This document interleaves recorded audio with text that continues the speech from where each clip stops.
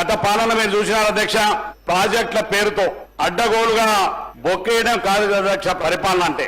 అదేవిధంగా పరిపాలన అంటే అధికారాన్ని అడ్డం పెట్టుకుని ప్రభుత్వ భూముల్లో రియల్ ఎస్టేట్ వ్యాపారం చేయడం కాదు అధ్యక్ష ప్రజాపాలన అంటే.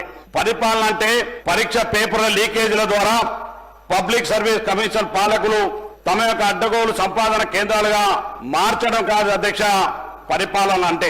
పరిపాలన అంటే పరివారానికి సంతానానికి లిక్కర్ స్కాములు విద్య నేర్పడం కాదు అధ్యక్ష పరిపాలన అంటే చెప్పి ఈ సందర్భంగా తెలియజేస్తున్నాను అధ్యక్ష.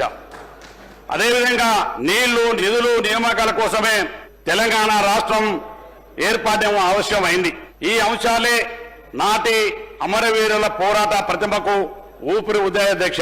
కానీ గత 10 సంవత్సరాల పాలకుల నిర్వాహకం కారణంగా అమరవీర త్యాగాలు వృధా అయిపోయినాయి అధ్యక్ష.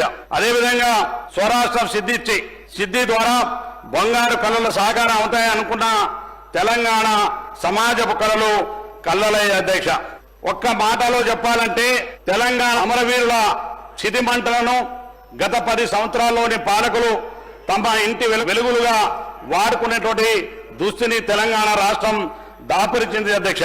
ఈ తరహా ప్రజాస్వామ్య పోకలు ఉండకూడదని తెలంగాణ రాష్ట్రంలోని ప్రతి ఒక్కరి ఇది నా ప్రభుత్వం, ఇది సామాన్యుడి ప్రభుత్వం అన్యంగా గర్వంగా చెప్పుకునే విధంగా ఇవాళ రేవంత్ రెడ్డి గారి సారథ్యంలో నుండి ప్రజా ప్రభుత్వం పరిపాలనకు శ్రీకారం చుట్టిందని చెప్పేసి తమ ద్వారా తెలంగాణ ప్రజలకు తెలియజేసుకుంటున్నాను అధ్యక్ష.